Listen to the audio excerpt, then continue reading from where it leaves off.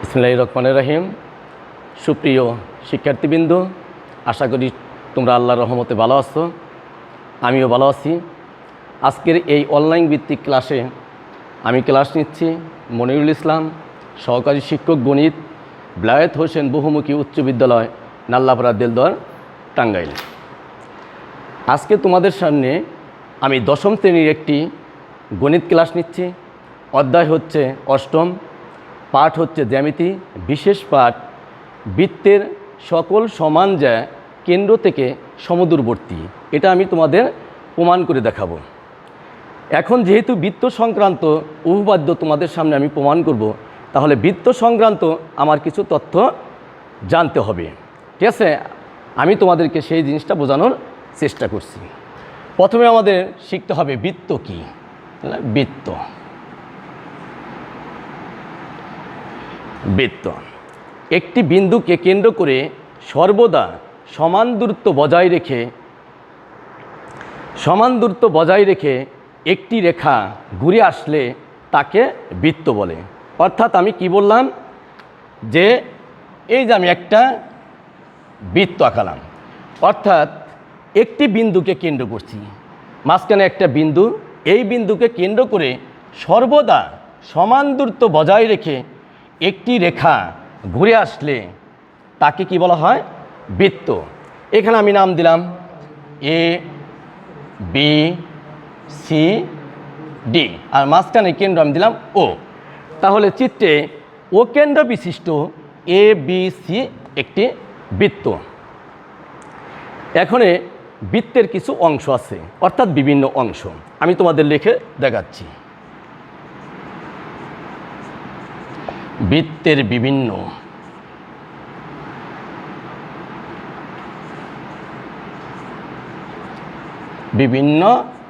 অংশ, তাহলে প্রথমে আছে কি? কেন্দ্র।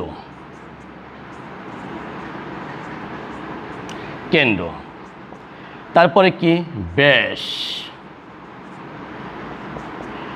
ব্যাসার্ধ, যে পরে পরিধি।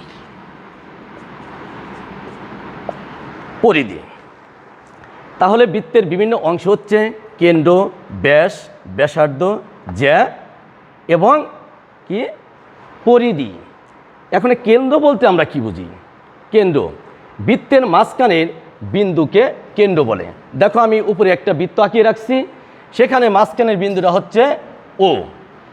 তাহলে এই ও বিন্দুটাই হচ্ছে বৃত্তের মাঝখানের বিন্দু, যাকে বলা হয় বৃত্তের কেন্দ্র। 2 নম্বরে আছে হলো ব্যাস। তাহলে আমার জানতে হবে ব্যাস কাকে বলে। বৃত্তের কেন্দ্র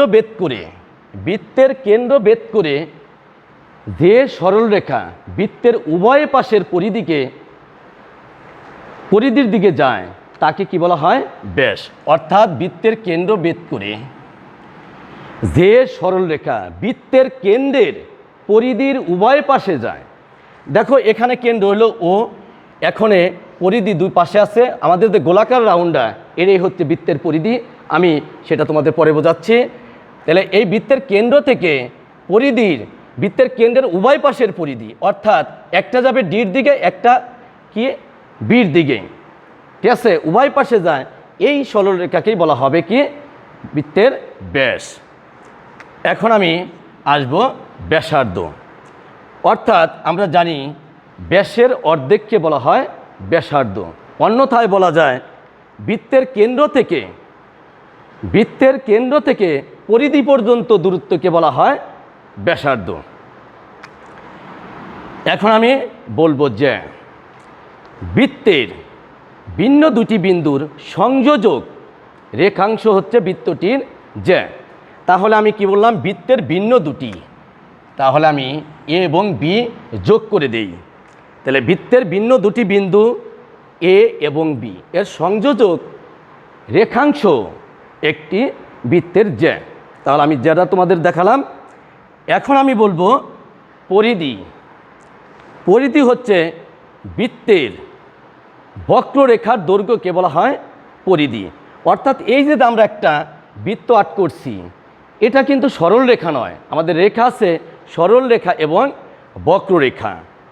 এখানে বক্ররেখা তাকেই বলা হয় যে রেখা এঁকে বেঁকে যায়, অর্থাৎ চলার দিক পরিবর্তন করে, তাকে বলা হয় বক্ররেখা। যখন আমরা ও বিন্দুকে কেন্দ্র করে আমরা ঘুরাইছি, তখন কিন্তু এটা চলার দিক, একবার দেখো এদিকে আসছে, আস্তে আস্তে আবার কিন্তু উপরের দিকে উঠছে, তাহলে এটা চলার দিক পরিবর্তন করছে, অর্থাৎ সামনের দিকেই গেছে কিন্তু একবার নিচের দিকে আবার উপরের দিকে। আবার বক্ররেখা মানে এটা এখান থেকে যাচ্ছে, এটা কিন্তু বেঁকে গেছে, এর জন্য এটা একটা বক্ররেখা। এর জন্য আমি বলছি যে বৃত্তের বক্ররেখার দৈর্ঘ্যকে বলা হয় কি পরিধি। তাহলে আমি তোমাদের বৃত্ত সংক্রান্ত যে বিভিন্ন অংশ সেগুলো তোমাদের আমি বুঝালাম। এখন আমি এই যে বৃত্ত সংক্রান্ত উপপাদ্য, বৃত্তের সকল সমান যায় কেন্দ্র থেকে সমদূরবর্তী, এটা তোমাদের আমি প্রমাণ করে বোঝাবো।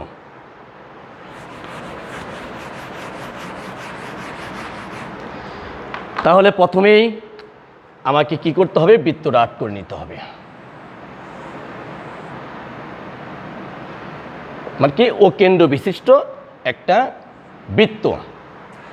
এখন আমি ইচ্ছা মতো নিব, এর নিলাম আমি এ বিজে, আর এখানে নিলাম আমি সিডিজে, সিডি।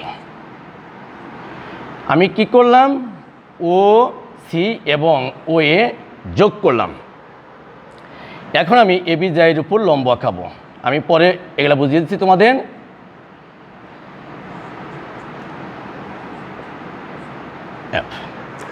প্রথমে তাহলে ও কেন্দ্র বিশিষ্ট একটি বৃত্ত এঁকে আমি এ বি জায় নিলাম এবং সিডি জায় নিলাম, এবং কি করলাম, এ বি জায়ের লম্ব সমদ্বিখণ্ডক আঁকলাম, সেটা হচ্ছে লম্ব আঁকছি ও ই এবং ও এফ।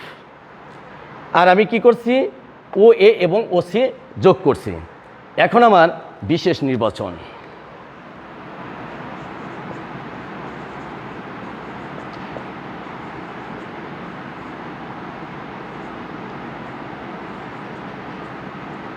বিশেষ নির্বাচন।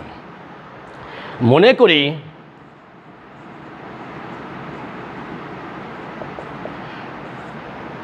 ও বৃত্তের কেন্দ্র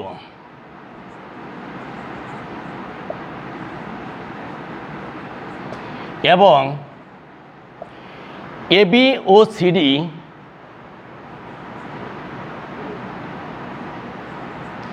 এবি ও সিডি বৃত্তের দুটি সমান যে, প্রমাণ করতে হবে যে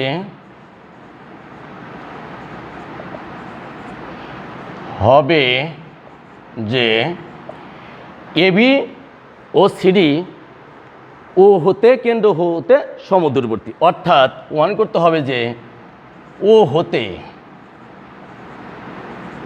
কেন্দ্র ও হতে আমরা লিখে দেই, কেন্দ্র ও হতে এবি ও সিডি যে দ্বয় সমদূরবর্তী।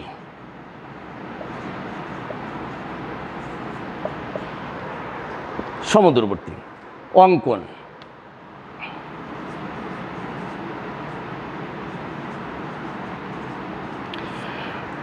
অঙ্কন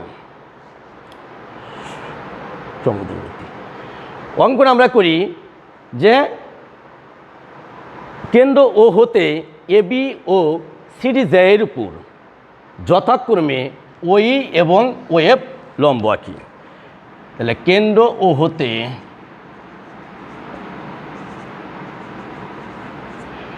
হতে এবি ও সিডি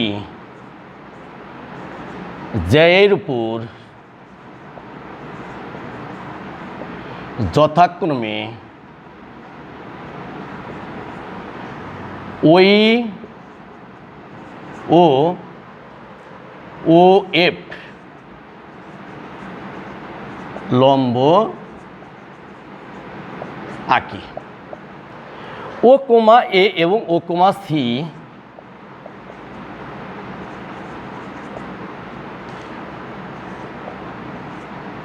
যোগ করি।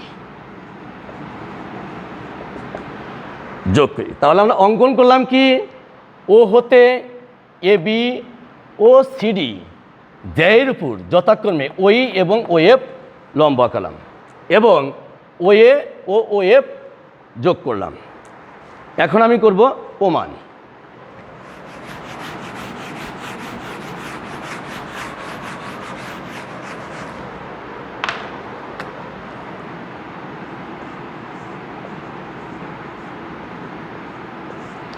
প্রমাণ, ওই লম্ব এবি এবং ওএফ লম্ব কি সিডি। ওই লম্ব এবি এবং ওএফ লম্ব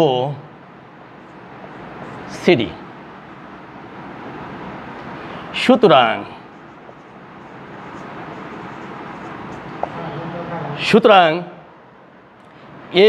এই ইকুয়াল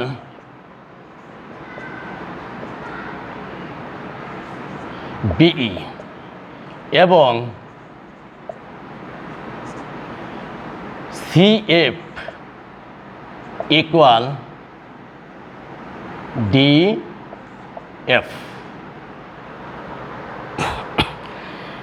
তাহলে আমরা কি করলাম, লম্ব যেহেতু আঁকাইছি তাহলে এইটা কি হচ্ছে, সমদ্বিখণ্ডক হয়েছে। এখন আমরা এই সমান কি লিখলাম, বিই এবং সিএফ ইকুয়াল কত, ডিএফ। থার্ড ব্র্যাকেটে তোমাদের আমি লিখে দিচ্ছি, যেহেতু কেন্দ্র থেকে ব্যাস ভিন্ন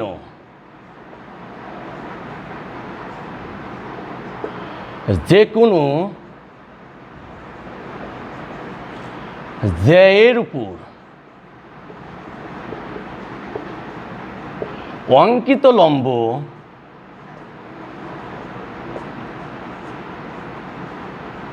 লম্ব জ্যাকে সমদ্বিখণ্ডিত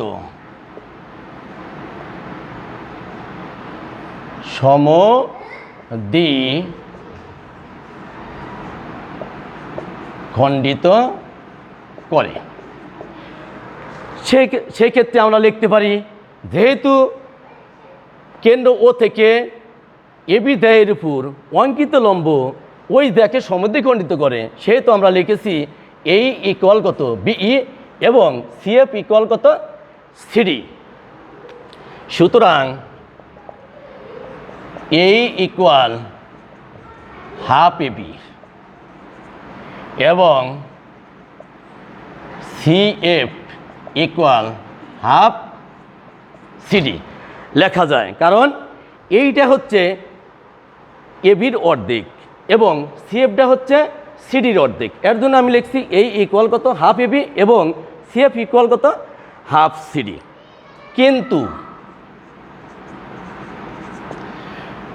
কিন্তু AB equal CD third bracket ধরে নেওয়া, অর্থাৎ আমরা কি করছি, যখনই আমরা ডাকে লিখছি যে বৃত্তের সকল সমান যে কেন্দ্র থেকে সমদূরবর্তী, আমি এখানে যেভাবে আঁকি না কেন সেটাকে আমি ধরে নিছি এবি এবং সিডি যা সমান। সুতরাং এই ইকুয়াল সিএফ। তাহলে আমি এই পর্যন্ত লিখলাম, এখন বাকি অংশ আবার তোমাদের মুছে লিখে দিচ্ছি।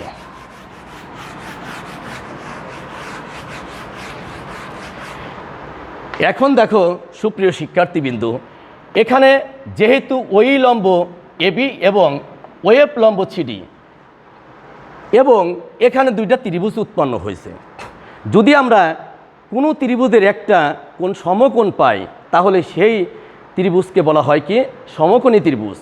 অর্থাৎ যখনই এটা লম্ব আঁকানো হয়েছে তখন এই কোণটা 90 ডিগ্রি অ্যাঙ্গেল হয়ে গেছে। ও এই এ অথবা এ ই ও এটা কি একটা সমকোণ, অনুরূপভাবে সি এফ ও একটা সমকোণ। অর্থাৎ আমাদের মধ্যে এখানে যে চিত্রের মধ্যে দুইটা কোণ ত্রিভুজ উৎপন্ন হয়েছে, এই দুইটা ত্রিভুজটাই হচ্ছে সমকোণী ত্রিভুজ। এখন ত্রিভুজ ও এ ই ও ত্রিভুজ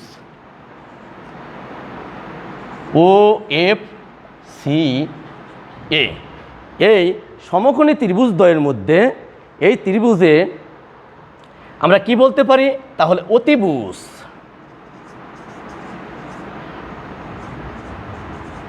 অতিভুজ ও এ ইকুয়াল অতিভুজ ও সি। আমরা অতিভুজ ও এ এবং অতিভুজ ও সি কীভাবে লিখলাম? আমরা জানি যে সমকোণের বিপরীত বাহুকে বলা হয় অতিভুজ। তাহলে সুপ্রিয় শিক্ষার্থীবৃন্দ, তোমরা সবসময় মনে রাখবা যে একটা সমকোণী ত্রিভুজ হলেই সেই সমকোণের ত্রিভুজ, যেহেতু এখানে এই কোণটা সমকোণ, এখানে এই কোণটা সমকোণ, অর্থাৎ এই কোণের বিপরীতে দেখো ও এ আছে এবং এই কোণের বিপরীতে দেখো ও সি আছে। এর জন্য আমি লিখলাম যে অতিভুজ ও এ ইকুয়াল কত, অতিভুজ ও সি, এবং এই ইকুয়াল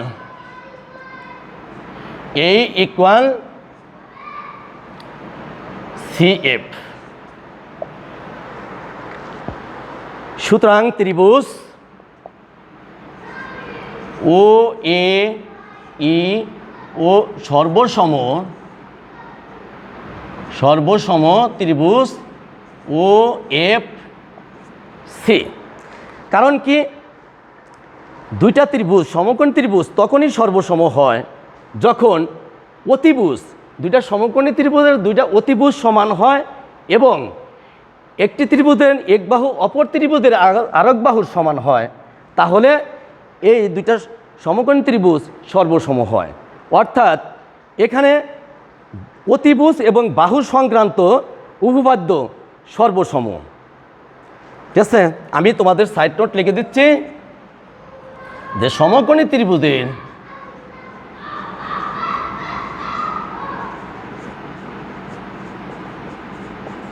বিজয়ের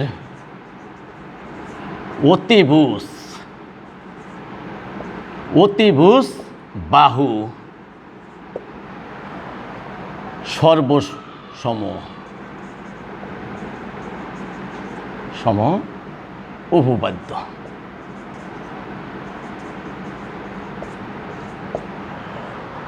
তাহলে কি, সমকোণী ত্রিভুজের অতিভুজ বাহু সর্বসম বা সর্বসমতা উপপাদ্য, সর্বসম দিতে পারো, সর্বসমতা উপপাদ্য অনুযায়ী আমি লিখলাম।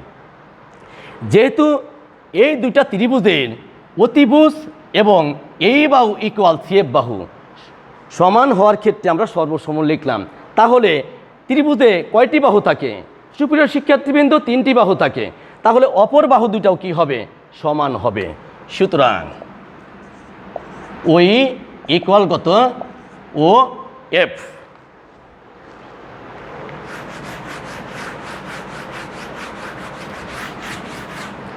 দেখো সুপ্রিয় শিক্ষার্থীবৃন্দ, কিন্তু ওই এবং ও এফ কেন্দ্র হতে যে দ্বয়ের কি নির্দেশ করে? দূরত্ব নির্দেশ করে। কিন্তু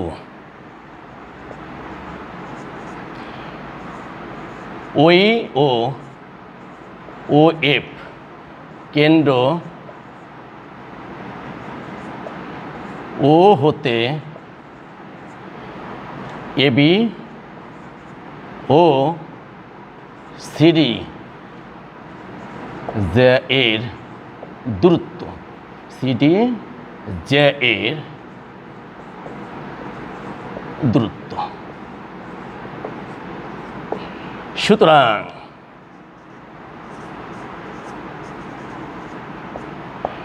সুতরাং বৃত্তের কেন্দ্র হতে, অর্থাৎ বৃত্তের কেন্দ্র হতে, অর্থাৎ কেন্দ্র, সুতরাং কেন্দ্র হতে, কেন্দ্র ও হতে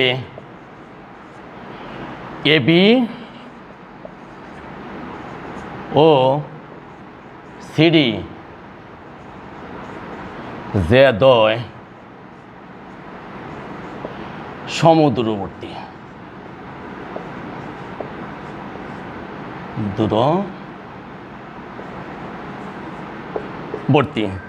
কারণ আমরা আগে দেখেছি ওই ইকুয়াল কত ওয়েভ, তাই লিখলাম। কিন্তু ওই এবং ওয়েভ কেন্দ্র ও হতে এবি ও সিডি যে এর দূরত্ব, যেহেতু আমি ওই ইকুয়াল ওয়েভ সমান দেখাইছি এবং এইটা কি নির্দেশ করছে, দূরত্ব নির্দেশ করছে, সুতরাং আমি লিখতে পারলাম সুতরাং কেন্দ্র ও হতে এবি ও সিডি যে দ্বয় সমদূরবর্তী।